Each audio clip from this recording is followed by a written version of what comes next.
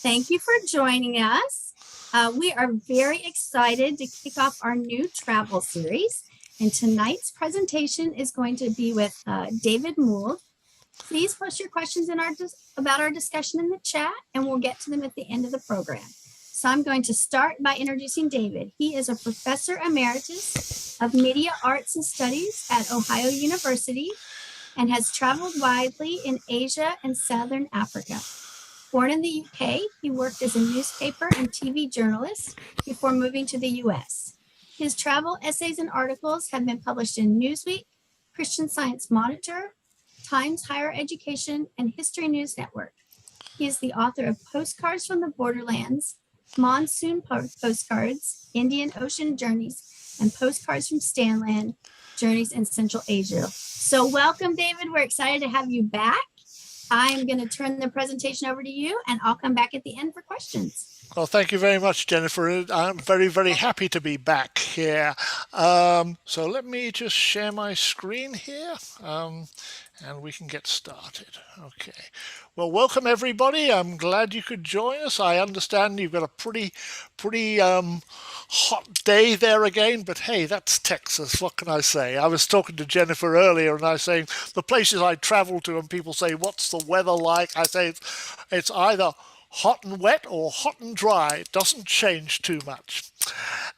Anyway, I'm going to give you four travel vignettes tonight, and I'll explain in a moment the title First Encounters.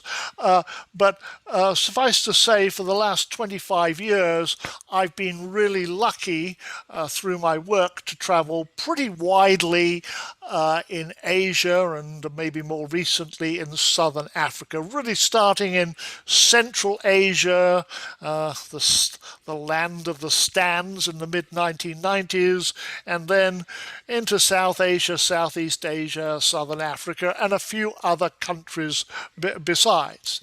And as I travel, I write, and I write about my observations, I write about the people I meet, and then later I pull together some of these experiences, add some research, add some interviews, and as Jennifer mentioned, 3 books so far.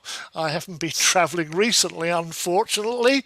The first book on Central Asia, where I worked from the mid-1990s to about 2012. Monsoon Postcards, my more recent experiences in South Asia and the Indian Ocean region, and that's really going to be the basis for tonight's presentation. And late last year I brought out Postcards from the Borderlands, which kind of looks at how we perceive borders around the world. And let me just sort of share a couple of my travel mantras. That sounds a little pompous, doesn't it, mantra? But, Paul Theroux, I think, got it right when he said, you're going to have to go with the flow. You can't be a grumpy traveler. As you go around, you're going to meet people, you're going to soak in another culture, and that means that you're going to have to put up with some inconveniences along the way. And I think Jennifer has a question for me on this later. And then the rather concise point made by travel writer Thomas Swick: travel's only interesting when things go wrong. I mean, what he really means there is that when you travel, if everything goes smoothly, if everything goes to plan, if everything is predictable, there's nothing worth writing about. So for travel writers, travel's only interesting when things go wrong. So when I travel, I just want to kind of make this point. I'm a difficult person to travel with. Okay. However I'm traveling, if I'm in a train, a bus, a car, even in an aeroplane, I'm constantly scribbling down on whatever paper I have handy. It's an airline boarding card, a restaurant menu, what I observe. And The reason I do that is that first encounters, the title of this presentation, are really important. After you've been to a place 2 or 3 times, what struck you as interesting at first suddenly becomes commonplace. It's commonplace to the people who live and work in these places. So I'm very keen to make extensive notes on my first experiences in a place, in a country, because those sights, sounds and smells that I experienced first time will not seem as interesting the second or the third time around and less worthy of recording. So we're going to look at the Indian Ocean region today. We're going to start in India, go to Madagascar, then to Bangladesh, and then back to India. And Monsoon Postcards as a book looks at the countries of the Indian Ocean as a region tied together historically by trade, migration, religion, languages. A very important area of the world, and certainly with the rise of India and China, of extreme geopolitical importance. Now, we're really not going to talk about that in tonight's presentation, but I just wanted to stress that, we tend to think of continents here, but I tend to think of the Indian Ocean here as a region where countries are connected historically and contemporaneously in many ways. So, and these are some of the ways in which these countries have something in common. They're all the products of colonial powers. They face, as we know, and we'll talk about this particularly in connection to Bangladesh, I think, environmental and climatic challenges, the movement of people as well, internal migration, external migration. I mean, for thousands of years, people have been traveling around the Indian Ocean region. Turbulent politics and the old monsoon, which in one way or another affects people's lives. We don't need to look at the monsoon as just a weather event, a lot of rain. I mean, the monsoon determines really the patterns of life. It determines when you travel or when you don't travel, when you marry, when you start new projects. I mean, it has this whole effect on the way people live. So that's why the book was called Monsoon Postcards.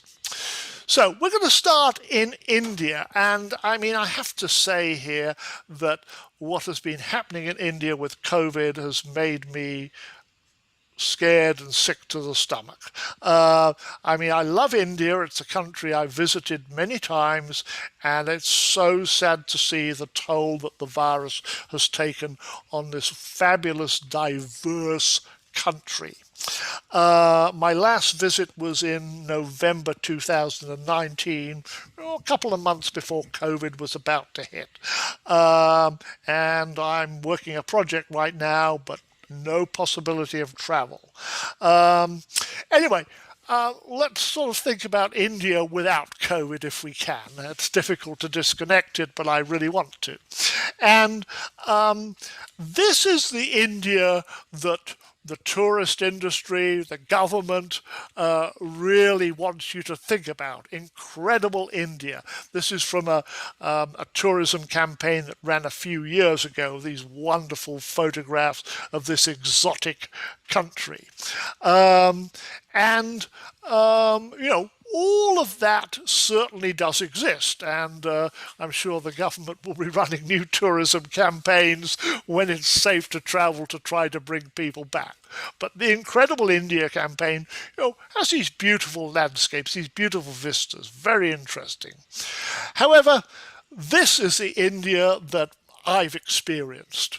Incredible, but also infuriating, just inexplicable. So I'm just going to read a section from Monsoon Postcards here that talks about how, as a Westerner, one might encounter India for the first time.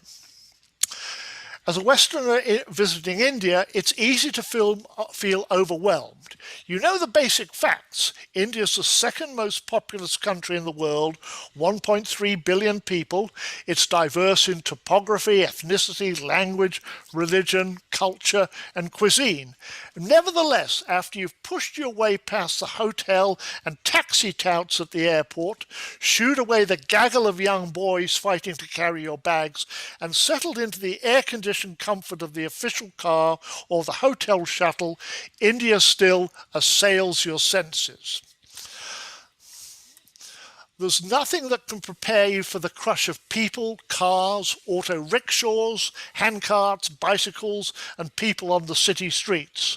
Street vendors hawking, and this is a list that I made, snacks, newspapers, cheap toys, sunglasses, pens, pencils, balloons, coconut slices, and mobile phone car chargers move along the stalled or slow-moving vehicles.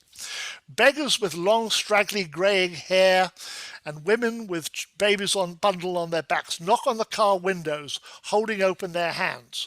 Look away and don't open the window, your driver instructs, hitting the automatic door lock. Your car passes rows of dilapidated concrete apartment blocks, courtyards strewn with trash. Along the roadside and railroad tracks are rough, single-room shanties, bamboo poles framing rusting sheets of metal, cardboard, tarpaulin and plastic. Outside, literally on the street, women are cooking on stoves and bathing children. In parks, alleys and under bridges, those who don't have a shanty claim a few feet of grass or dirt for a sleeping space.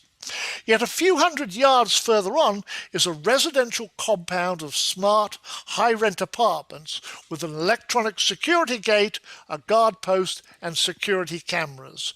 Your car passes modern office towers, wedding palaces, brightly coloured Hindu temples and white-wall mosques. The malls are packed with shoppers. You arrive at your hotel, and I have stayed at this place, the Taj Deccan in Hyderabad, surrounded by high brick walls topped with barbed wire and spikes. One hotel staff member opens the car door, two more carry your bags. The doorman looks as if he stepped out of a military parade ground or a TV period drama. For an instant, you imagine you're back in the time of the British Raj. You're a colonial officer with a small army of staff at your bidding. Then reality returns. You're in a modern hotel with air conditioning, Wi-Fi and room service. CNN is on the television monitor, the sound muted. The low-level music sounds familiar, but somehow out of place. Then you catch the tune. Let it snow, let it snow, let it snow. I had to say that for Texans. Surreal. The dark-suited desk clerk smiles and gives you your key. Welcome to the Taj, sir. I hope you have a pleasant stay. So the real contrast that you feel of India, the rich and the poor, the rather luxurious and the totally dilapidated, side by side. I mean, this is India, sometimes too much to bear for some people. Okay, we're going to switch countries now, and we're going to go to Madagascar, the other side of the Indian Ocean, off the southwestern coast of Africa, fourth largest island in the world. And this is a country that I visited, I think, 6 or 7 times over about a 3-year period, and an absolutely fascinating place. And we're going to talk about the capital, Antananarivo, that I describe in the book as Paris with rice paddies. So when you arrive at the airport, and again, as I'm saying, first encounters here, this is based on notes that I made as I traveled from the airport into the city. The airport road to Madagascar's capital, Antananarivo, usually abbreviated as Tana. There's a lot of vowels in the Malagasy language, so people tend to use short terms. So Antananarivo is Tana. It passes through a densely populated area. After a few hotels and the Chinese casino, it's a typical African or Asian street scene. Honking cars, slow-moving trucks, hole-in-the-wall shops, children playing on the narrow sidewalk, porters lounging on hand carts. There's a mesmerizing array of small retail establishments crammed into narrow storefronts, and walls like this one plastered with posters for music concerts, religious revivals, and political candidates, almost obscuring the défense d'afficher, in French, you're forbidden to post anything here, sign.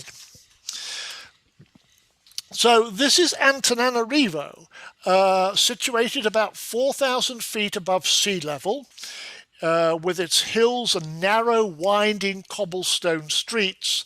It felt like a tropical, slightly run-down version of Paris, surrounded by rice paddies. Large churches on top of the hills. These are the city's Montmartre, if you like. And down the slope, colonial-era hotels and restaurants offering astonishingly cheap French haute cuisine. If you want to eat great French food and not pay too much, Madagascar is one of the places. And in the lowland areas, broad boulevards and markets.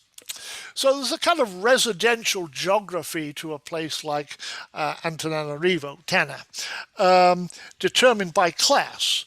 I mean, until the French arrived in the late 19th century, the monarchs, the kings, built their palaces and the royal tombs on the highest points on the ridges. Down the slopes were the homes of the noble class, the commoners lived further down, and the slaves and the rural migrants on the plains. And in some ways that really hasn't changed too much. The wealthy still are on the higher parts of the slope, and the poor are crowded into rough shanties in the lowland areas. I mean, look at the picture on the right there. Many of the slums lack water and sanitation. There's always a fire hazard because people illegally tap into the power lines. And informal settlements sprouting up around the city. French influence is still very apparent in language, the architecture of public buildings like this one. There are bakers selling baguettes and croissants. You can get escargot and pâté de foie gras in the restaurants. And the two pictures on the right of the railway station, the Sorano railway station, and that's a cafe in there, the Café de la Gare, the station cafe. And to me, it just looks like a brasserie in a French provincial town with this dark wood paneling. There are chandeliers, candlelit tables, white-shirted waiters. Madagascar has a kind of ambivalent relationship with its former colonial power. The French took over there at the end of the 19th century and governed till 1960. The French brought law and order. They built roads and railways. They established schools, a health system, opened some nice restaurants, but they also forced people to leave their homes and work basically as indentured labourers on the plantations. France is still the leading foreign investor in Madagascar, although China's catching up, and French tourists bring in a lot of foreign exchange. And France is still seen as the place to receive higher education, maybe to migrate for work. And then there are the cars. Don't know if you recognize any of these. As I put it, the history of the French automobile industry lives and breathes, or rather wheezes, in Madagascar. So the car you're looking at here is the Renault 4L, the 4L, which was introduced in 1961, aimed at the lower end of the market, shall we say, kind of like the German Volkswagen Beetle. And it had a rival, a Citroën, called the 2CV, the Deux Chevaux.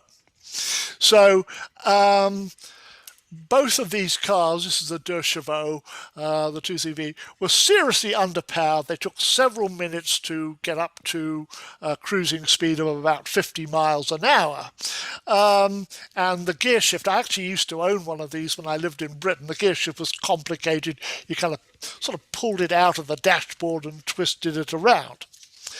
Anyway, it's unusual to see these cars in France today. My sister lives in southwest France, and I visit every few years, and you'll sometimes see one rusting away in a barn.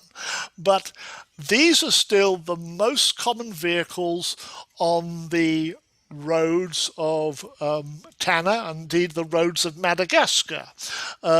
They've been pretty beaten up over the years. The door handles have fallen off and they've been dented and bruised, and many of the taxis, these are the white ones, seem to have no suspension at all. But in a country where all of the indicators, unemployment, poverty, health, literacy, put it in the least developed category. It's a poor country. You're fortunate if you own a 2CV or a 4L. And they, of course, they're no longer made. The last ones were made in the early 1990s. So the question I had as I went was like, these cars are no longer made. How do they still stay on the road? It's a little bit like the large American cars in Cuba. The answer that I got is a French word called bricolage, which literally means kind of to tinker around. Actually, if you go to the equivalent of a Lowe's or a Home Depot in France, they call it the brico, like the do-it-yourself place. And so what happens here is, the Malagasy have become very adept at using other parts to fix their cars. And the auto parts trade is controlled largely by Indian and Pakistani shopkeepers who import parts from factories in Mumbai and Karachi. Now, they're not importing Citroën or Renault parts, they're importing parts for, Indian-made cars mostly. But, with a little tinkering, a little bricolage, you can make it fit. Okay, and Tanna is absolutely full of metal fabrication shops that are making, or adapting or cutting or bending little metal parts to keep these cars on the road. Okay, so let's move now to Dhaka in Bangladesh, the capital of Bangladesh, and we're sort of going to stay on the the vehicle theme for a moment here, because the title of this vignette is The Traffic Jam That Never Ends. So just a few words about Bangladesh. Bangladesh was, when British India was partitioned in 1947, it was partitioned into majority Hindu India and majority Muslim Pakistan. Pakistan divided into two parts, west and east. That was a formula that was never going to work. Two parts of a country separated by 1,400 miles from another. The two parts were different in language, in culture, in history. And so, to make a long story short, after a simmering resistance movement over about a 20-year period, in 1971, a liberation war in East Pakistan led to the declaration of independence for Bangladesh, the country today. And I throw in this little statistic here because I think it helps you understand some of the challenges a country like this faces. In land area, Bangladesh, about the size of Iowa, Illinois. Its population, almost 170 million. about half the population of the United States, a very crowded country. And I think you can understand, I've been talking to my friends and colleagues in Bangladesh, and they say, everybody's telling us to do social distancing. It is impossible in a country like ours. In a country like this, things get pretty crowded. And Dhaka, the capital, is one of the most densely populated areas in the world. The city's population estimated about 8.5 million, but if you include all of the metropolitan area, it's about 20 million. And more people are coming every day. Although some migration in the country is seasonal, farmers who come to work construction or pull rickshaws in the months between seed time and harvest, an increasing number of rural migrants stay in the city because the opportunities are better. And Bangladesh is seeing an increasing number of climate refugees. In the Bay of Bengal, let me just back up here, to the south, Bangladesh is kind of ground zero for climate change, with a lot of low-lying areas there and monsoons, cyclones blowing up every year. We're kind of in cyclone season right now. So extensive flooding occurs, but the more lasting effect here is that in the coastal areas, the salt water pushes into the rivers and the streams, making them brackish, which means it's impossible to cultivate rice anymore. And so kind of low-lying land with water that was once cultivable, once could be cultivated, I'll get that word out in a moment, it can no longer be cultivated, so farmers are losing their land, they're moving to the city, and this is what the city looks like when the rains come. Dhaka, like most South Asian cities, is notorious for its traffic jam. And I'll just, here are a couple of statistics here. This is a World Bank analysis. Average traffic speed dropped from 13 miles an hour to less than 5 miles an hour. And if vehicle growth continues at the present rate, by 2035 it'll be less than 3 miles an hour. Now, at that point, a sensible city dweller would get out of their car or out of the bus and start walking, but I don't think we're going to expect that to happen anyway. And it's estimated that the traffic congestion eats up 3.2 million work hours per day, so significant impact on the economy. And the city of Dhaka, or the metropolitan area of Dhaka, contributes more than 1/3 of the country's gross domestic product and about 40% of total employment. So here are some of the vehicles you will find in Dhaka. Most of them look a little bashed about. Okay, they've been victims of the traffic wars,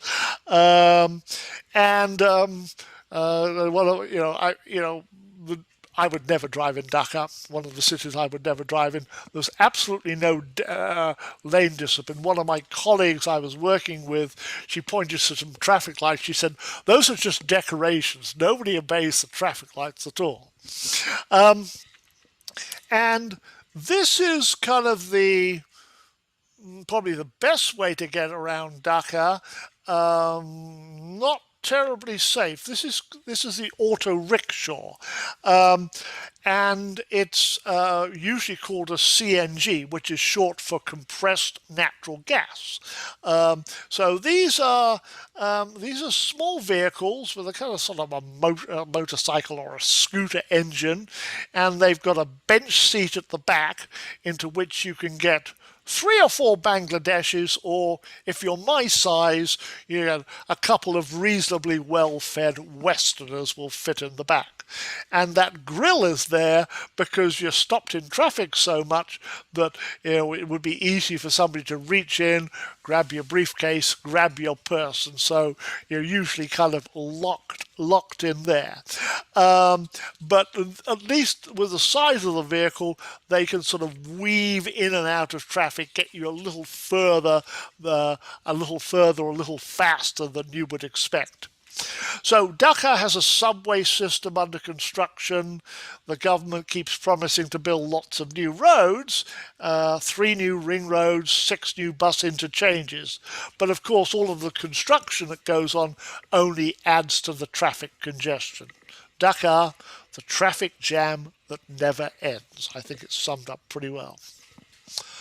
Okay, we are going to finish up here the 4th vignette. We're going to go back to India now, and to a city I visited I think 3 times here, and spent quite a few weeks there. And this is Hyderabad in south central India. Again, it's a large place.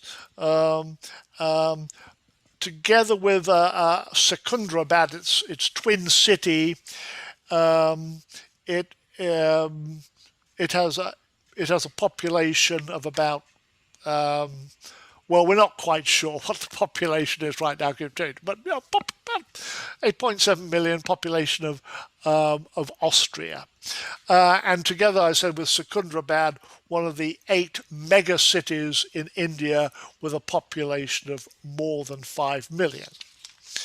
Now, Hyderabad has an interesting history, but the way that the city likes to portray itself to the world these days is as a modern, thriving, commercial technology center with a large medical sector as well.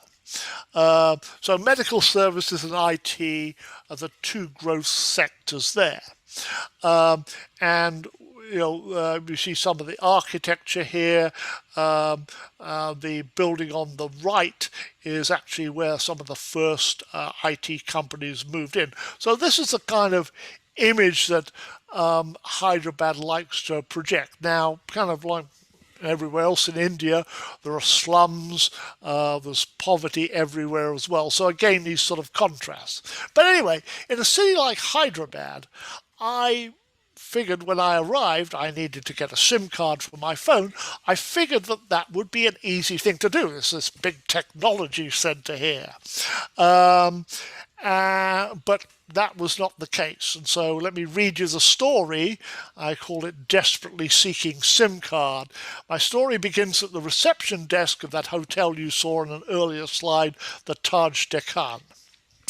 "Where's the nearest mall?" I asked the duty manager. "I need to buy a SIM card." "Sir, the city centre mall is close by, but I deeply regret to inform you you will not be able to buy a SIM card there. You must go to a mobile provider shop." I didn't bother asking about the marketing logic of restricting SIM card sales to specific outlets, presumably with limited opening hours. "Okay, please give me the addresses," I said. The manager wrote down 3. "You could walk," he said, "but in this heat I'd advise taking an auto-rickshaw," one of those auto-rickshaws we just saw in Dhaka.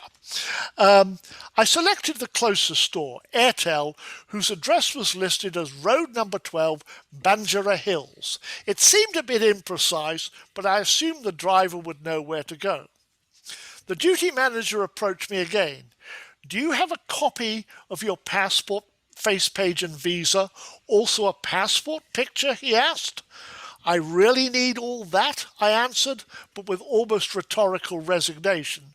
"Yes, and you will need a letter from the hotel stating that this is your local address. I'll be pleased to write it." After assembling the paperwork, I set off in an auto-rickshaw. We turned off the main road onto road number 12. After a few minutes, I remembered the manager's remark that I could have walked to the store if the weather had not been so hot. I would not have walked this far even if the temperature had been 20 degrees lower. We were now moving out of the commercial area, passing a hospital, villas, and the gardens of the income tax department guest house. Those are the sort of little details I write down. We're passing the income tax department guest house. I don't think it's this far, I told the driver. Where is it you want, sir? This is road number 12. The Airtel mobile shop. You can buy a recharge at many places. No, I need a SIM card, not a recharge. Please turn around. Eventually we did, then sat in a traffic jam for 15 minutes as we edged slowly towards the main road. The Airtel store was near the junction and the detour had cost me almost 30 minutes. I joined a line of customers. The sales assistant scrutinized my passport and visa page copies. I was half expecting him to ask for a notarized copy, but he didn't. His only comment was on the passport picture, which was too large for the box on the registration form. Feel free to cut it down, I told him. I asked when my SIM card would be activated. Sir, tomorrow is a holiday. It will take 3 days. He could sense my displeasure. But you can go to the Airtel head office and they can activate by this evening. I asked for the address. It was at least reasonably precise. Splendid towers near Begumpet police station. Yes, sir, I know it well, said my next auto-rickshaw driver, this guy. It turned out he didn't. We stopped several times on our way across the city so that he could ask for directions, and once so he could buy a coconut milk. We got there eventually. I wait for you, sir, he asked. I said no. I had no idea how long the transaction would take. The application form for a SIM card is a page long with many boxes to complete. The sales assistant said he could fill out most of the questions from the information on my passport and visa, but needed additional data. What is the name of your father? He asked. I wondered briefly about questioning the relevance of this item, considering that my father died 30 years ago, but thought better of it. The assistant was simply following instructions. I also need the names, addresses, and mobile numbers for 2 people in Hyderabad. I listed the numbers of 2 colleagues from the University of Hyderabad, but this time felt justified in asking why their mobile numbers were needed. So we can notify them by text when your SIM card is activated. Why can't you text me on my number? No, sir, we are not allowed to do this. Please inform them they will receive a text. I was about to ask how I was supposed to do this if I did not have a working mobile phone, but decided to go with the flow. Now you must sign, said the assistant. I signed in 3 places on the application form and on the copies of the passport and visa. I'd like to buy some time while I'm here, I added. We cannot sell you time until your phone is activated, the assistant replied. Seriously? He did not see the irony. You will go online to Airtel. There you will find some most attractive data packages, he said. Half an hour later, I was back at the hotel. The expedition had taken more than 2 hours, and all I had to show for it was a 25 rupee, about 40-cent, SIM card with no credit. I'd spent almost 700 rupees, $10, on circuitous auto-rickshaw rides, but at least I collected a few travel notes on the way. And if I hadn't happened, I wouldn't be telling the story now. Airtel would not accept my credit card. Over dinner, a university colleague said he'd add credit and I could pay him back. Later, I received a text saying that 500 rupees had been added, followed by another text saying my credit was under 5 rupees and I could not make any calls or send texts. I gave up and went to bed. The next morning, the credit had been fully activated. I felt newly empowered, desperately seeking a SIM card in Hyderabad. So I'd be really, really happy to entertain any comments or questions you have, stories about your travels in this area or indeed in other areas as well. I do think Jennifer does have a couple of questions that she would like to pose. But I'd like to thank everybody for your attendance tonight, and we've got probably about 15 minutes here for questions or so. So I'm going to stop share here. Let's see. All right. All right. So if you have questions, you can put them in the chat and we will get to them. But I'll start with one of mine, and while you guys are thinking about your questions. So you tend to visit places and countries regularly off the beaten path. Can you talk about what draws you to a location? Well, I guess I should say here that I'm a somewhat accidental travel writer. Okay, I travel for work, so I I had an academic career. I suppose I still have an academic career, but for the last over the last 25 years, I've done a lot of work for international organizations, UNESCO, more recently UNICEF, and they send me to places like Bangladesh and Madagascar. So what draws me there, it's the pay that draws me. No, I'm joking. No, I mean, I'm excited. I'm excited to travel. Actually, the most frustrating thing right now is that I'm working a project for UNICEF, which is in Cambodia, Laos, and the Philippines, and I can't go to any of these places. I just have to sort of experience them remotely, and I tell you, it's nothing like the right thing.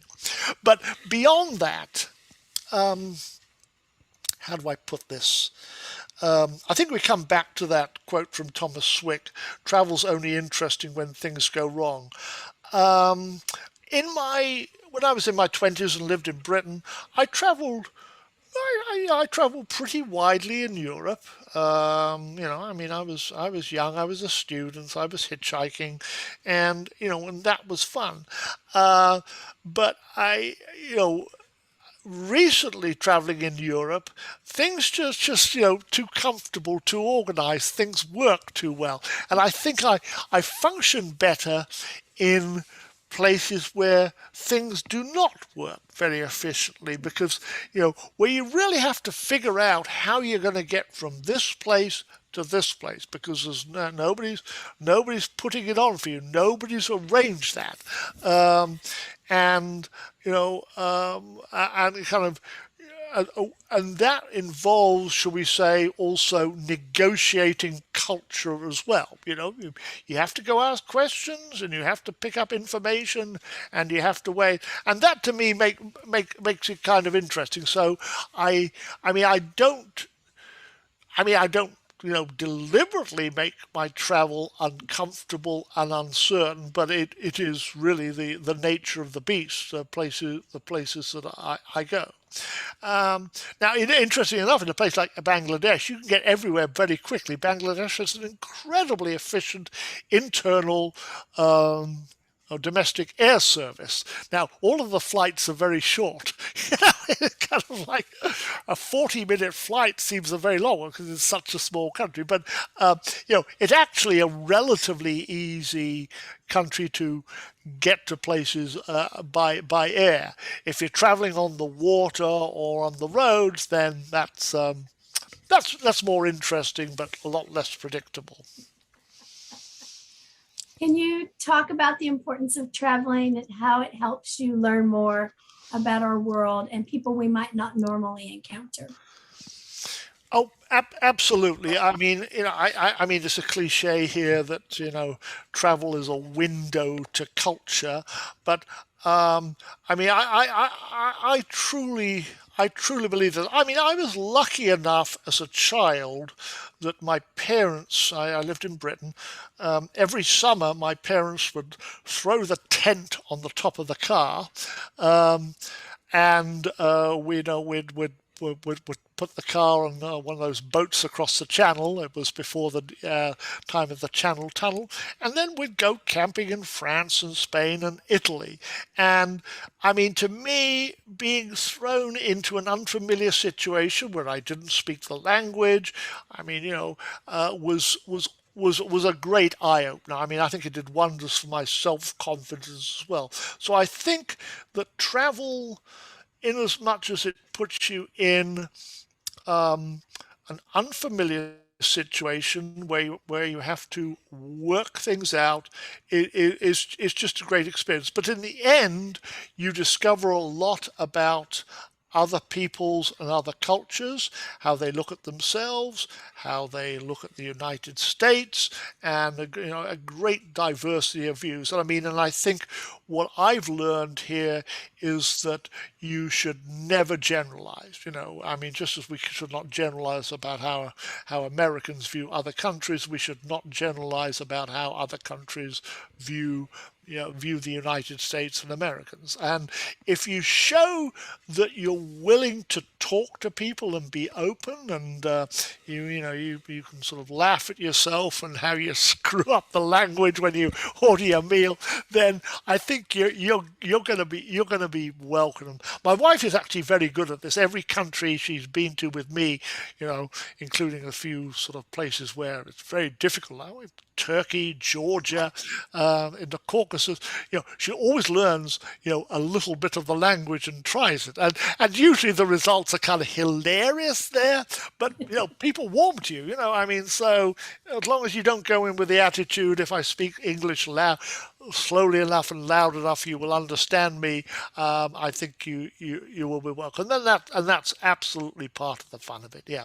I think there was a question from There someone. is. When in India, did you notice any residual effects from the Indian caste system? Is that system still operating socially, even though it's not a legal system? That's a really good question, and it's a really big question. Yeah, yeah. I mean, the caste system is there under the surface all of the time, and I think unless you have lived there a lot and you really understand it, it's difficult to see it because it operates in all sorts of subtle ways. But let me just give you a couple of examples, okay? And I'm making no value judgments here. I mean, I've worked mostly with universities. University of Hyderabad is one of them. And my colleagues there say every year we are required to admit a certain number of people of certain castes, certain of the quote unquote lower castes, and most of whom come from rural areas and have simply not had the level of education that people in some city areas have had. And they said, this is very difficult because they come here, they are not prepared for college, and they fail. And yet we are still required to take this quota. So, in a kind of a well-meaning attempt to redress historical inequities, and nobody denies that, the reservation of university places for certain castes, creates a real problem where people are put in without the preparation that would normally be required for a university education simply because of caste membership. I mean, the other, I mean, the kind of fascinating thing that's been happening here is that some people in India have been trying to drop caste level, if I could put it that way, because if you're from a lower caste, then there are government jobs and even some private sector jobs, as well as university places that are open to you. So it's a very complicated system. There's a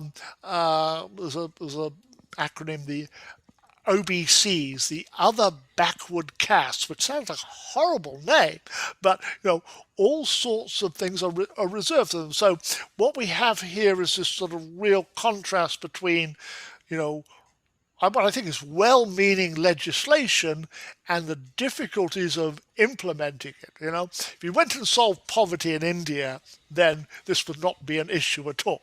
Or solved education level. But I think it's there.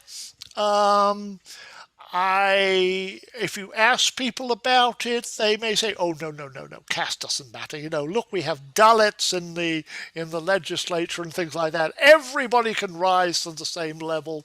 But nah, I mean, there's the caste or class system. I think is still prevalent, and the most interesting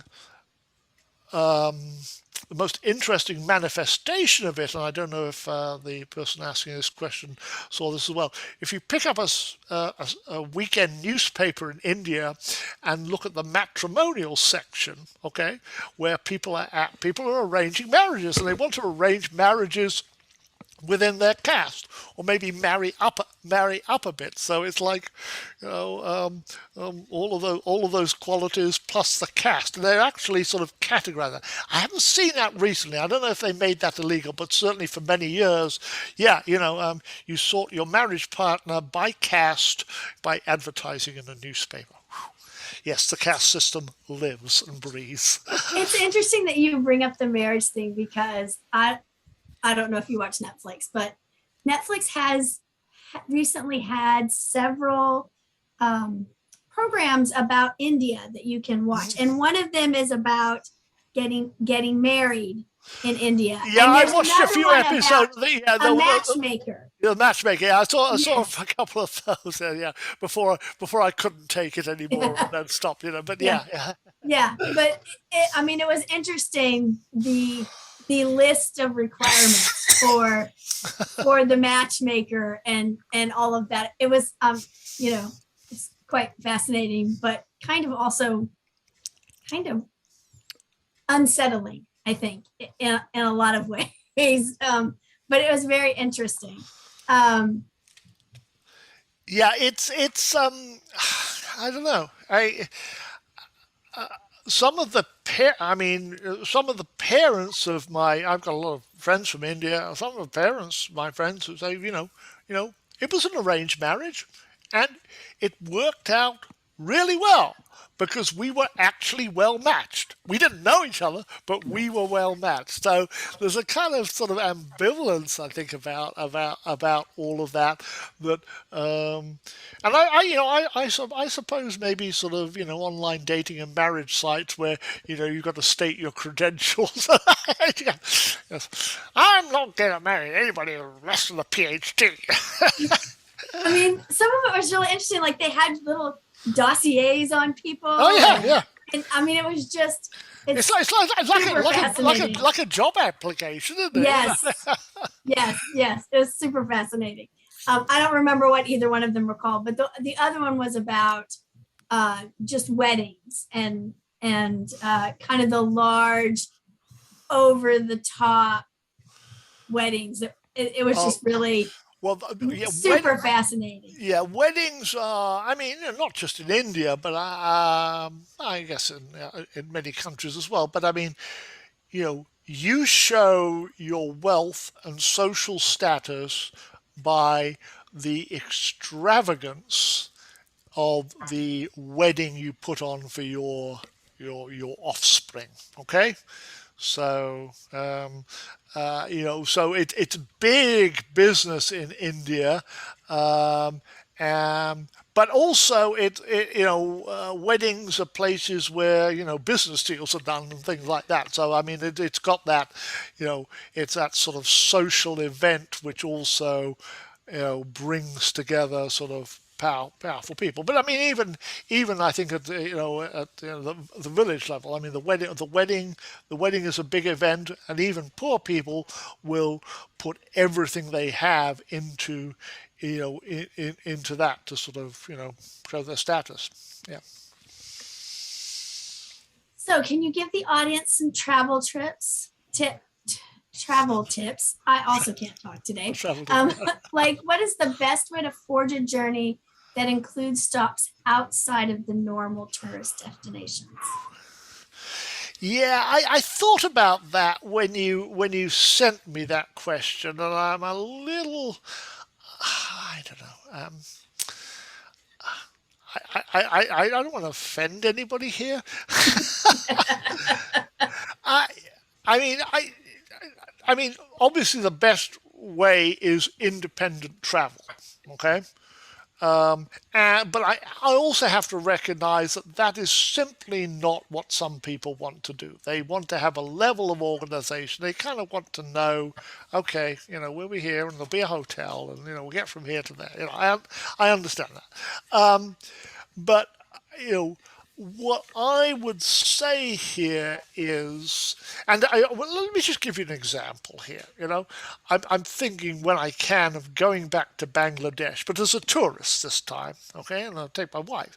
And so what we will do is, we'll fly to Dhaka and I'll book a hotel for the first few nights, and then we'll probably fly to a place called Kulna because I want to go to the Sundarbans. That's in the delta area there, and that's where the Bengal tigers are, and you can get boat trips through there. But I'm not going to arrange all that in advance. We're going to get there. We're going to show up in Kulna. I'm going to ask around, and we're going to book it locally.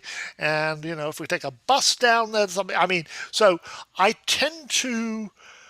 I tend not to plan ahead when I don't have to plan ahead. Now, sometimes I have to plan ahead because I know I've got to be here at a certain time. But the kind of trips that I've taken as a tourist, or often I've taken as a tourist. I mean, we were in Spain a couple of years ago, and we started in Madrid, and we started in Madrid. It's like, okay, where do we go? Oh, let's go to Toledo. Well, then we go to Seville. Whatever. I mean, we kind of have a broad idea, Right. but we didn't book anything in advance. Now that has its challenges because we showed up in Toledo, I think actually, and there was a big festival that weekend. It was very difficult to get accommodation. But again, I can't. I have trouble with you know, getting on and off the tour bus. In fact, I don't want to get on the tour bus at all. I'd prefer to get on the local bus, okay, and see what happens. And see what happens there. So I think everybody has a different comfort level here, but taking yourself out of your comfort zone to some degree, I think is I think is good.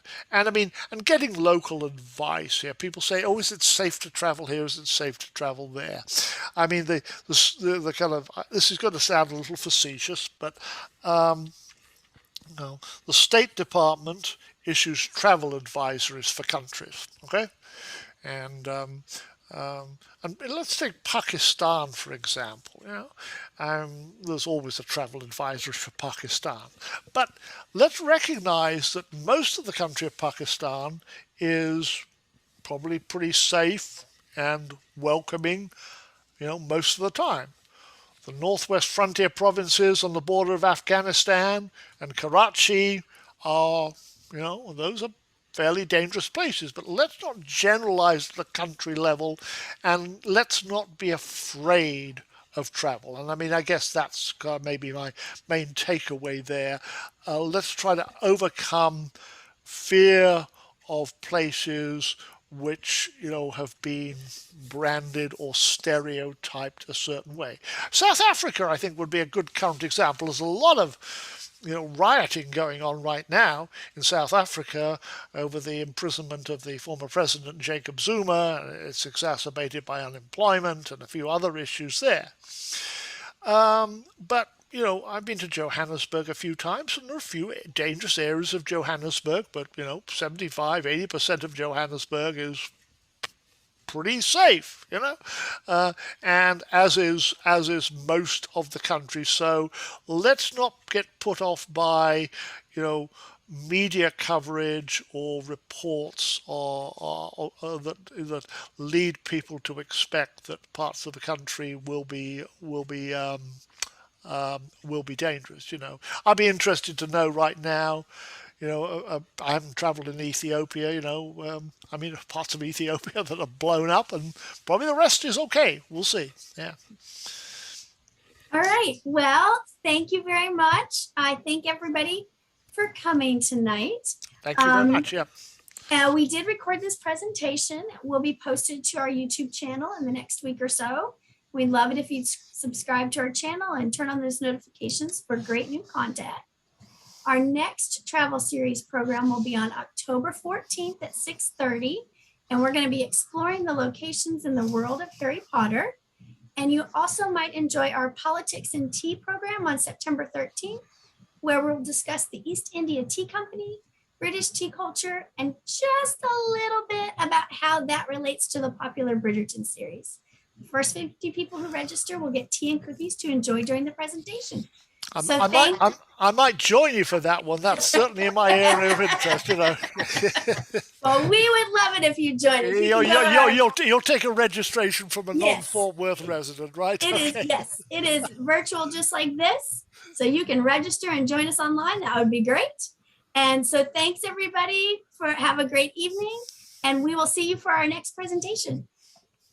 Thank you.